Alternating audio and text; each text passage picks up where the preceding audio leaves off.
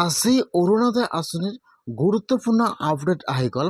যদি আপোনালোকে এইবাৰ অৰুণোদয় আঁচনি 3.0ত নতুনকৈ আবেদন কৰিছে অথবা আপোনালোকে আগৰ পৰা প্ৰতিমাহে অৰুণোদয় আঁচনিৰ পইচা লাভ কৰি আছে আৰু যদি আপোনালোকে আপোনাৰ একাউণ্টটো চেক কৰিছে, আপোনালোকৰ একাউণ্টত 1 টকা সোমোৱা নাই অথবা আপোনালোকৰ মোবাইলত SMS অহা নাই, তেনেহ'লে আপোনালোকে আজিয়ে অৰুণোদয় আঁচনিৰ ৰিজেক্ট হোৱা লিষ্টটো চেক কৰক যে আপোনাৰ নামটো ৰিজেক্ট হৈছে নেকি। অৰুণোদয় আঁচনিৰ কিন্তু বহুতো মানুহৰ নাম ৰিজেক্ট হৈছে। এটাই কিন্তু অৰুণোদয় আঁচনিৰ ৰিজেক্ট হোৱা লিষ্ট মুকলি হৈ গৈছে আজি। এইকাৰণে যদি আপোনালোকে আগৰ পৰা প্ৰতিমাহে অৰুণোদয় আঁচনি পইচা লাভ কৰি আছিল অথবা আপোনালোকে এইবাৰ অৰুণোদয় আঁচনি 3.0ত নতুনকৈ আবেদন কৰিছে, তেনেহ'লে আপোনালোকে আজিয়ে অৰুণোদয় আঁচনিৰ ৰিজেক্ট হোৱা লিষ্টটো আপোনালোকে আপোনাৰ নিজৰ মোবাইলৰ পৰা চেক কৰক।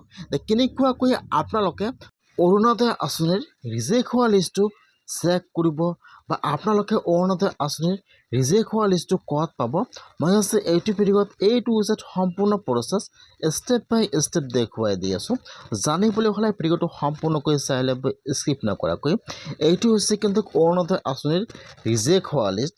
ইয়াত কিন্তু আসামৰ সকলো মানুহৰ নাম দিয়া আছে যিসকলে অৰুণোদয় আঁচনিত আবেদন কৰিছিল বা যিসকলৰ নাম ৰিজেক্ট হৈ গৈছে, সকলোৰে নাম কিন্তু এইটো লিষ্টত আহিছে।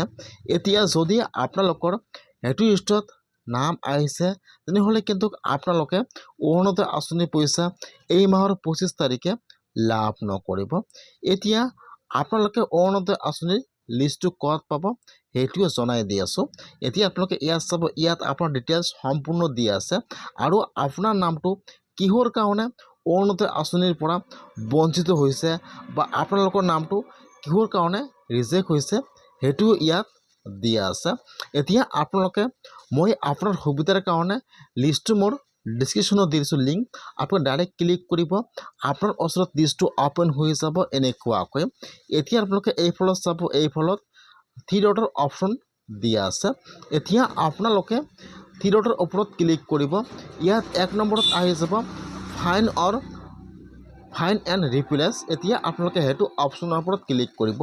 যিহেতু ইয়াত বহুতো মানুহৰ নাম দিয়া আছে বা ইয়াত আসামৰ সকলো মানুহৰ নাম দিয়া আছে, এতিয়া আপোনালোকে ইয়াত আপোনাৰ ফুল নেম অথবা যিটো আপোনালোকে মোবাইল নম্বৰ দিছে আপোনালোকে ইয়াত লিখি চাৰ্চ কৰিব। ইয়াত চাব, তেতিয়া আপোনালোকে ফাইনৰ ওপৰত ক্লিক কৰিব।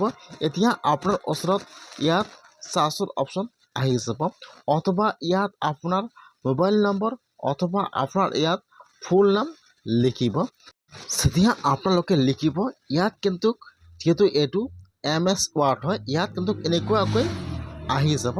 এতিয়া আপোনালোকে ইষ্টৰ পৰা চেক কৰি ল'ব, যদি আপোনালোকৰ নামটো ইয়াত শ্ব' কৰিছে তেনেহ'লে কিন্তু আপোনাৰ নামটো ৰিজেক্ট হৈ গৈছে বা আপোনালোকে এই মাহৰ 25 তাৰিখে অৰুণোদয় আঁচনি পইচা লাভ নকৰিব। ইয়াত চাব, ইয়াত অৰুণোদয় আঁচনিৰ ID হৈ গৈছে, ইয়াত আপোনাৰ সম্পূৰ্ণ ভেৰিফাই হৈ গৈছে, তাৰপিছত কিন্তু ইয়াত নামবোৰ ৰিজেক্ট হৈ গৈছে। এই ফলত ৰিজন দিয়া আছে যে আপোনাৰ কি প্ৰব্লেম আছিল, কি প্ৰব্লেম হ'ব আপোনালোকৰ নামটো ৰিজেক্ট হৈ গৈছে, আপোনালোকে ইয়াত চাব পাৰিব। যোৱাৰ পিছত আপোনালোকে আপোনাৰ পঞ্চায়তত যাই যোগাযোগ কৰিব যে মোৰ এইটো ডকুমেণ্ট দিয়া নাই, সেইকাৰণে মোৰ নামটো ৰিজেক্ট হৈ গৈছে। তেতিয়া আপোনাৰ পঞ্চায়তৰ পৰা আপোনালোকৰ নামটো ভেৰিফাই কৰি দি দিব। সেইকাৰণে আপোনালোকে ফাৰ্ষ্ট অৰুণোদয় আঁচনিৰ ৰিজেক্ট হোৱা লিষ্টটো চেক কৰক যে আপোনালোকৰ নামটো ৰিজেক্ট হৈছে নেকি। যিসকলে এইবাৰ অৰুণোদয় আঁচনিত আবেদন কৰিছে অথবা যিসকলে আগৰ পৰা প্ৰতিমাহে অৰুণোদয় আঁচনিৰ পইচা লাভ কৰি আছিল, জুন মাহত আৰু জুলাই মাহত অৰুণোদয় আঁচনিৰ পইচা লাভ কৰা নাই, সেইসকলে আজিয়ে অৰুণোদয় আঁচনিৰ ৰিজেক্ট হোৱা লিষ্টটো চেক কৰক। যদি আপোনালোকৰ নামটো ৰিজেক্ট হৈছে তেনেহ'লে কিন্তু আপোনালোকে এই মাহৰ 25 তাৰিখে অৰুণোদয় আঁচনিৰ পইচা লাভ নকৰিব।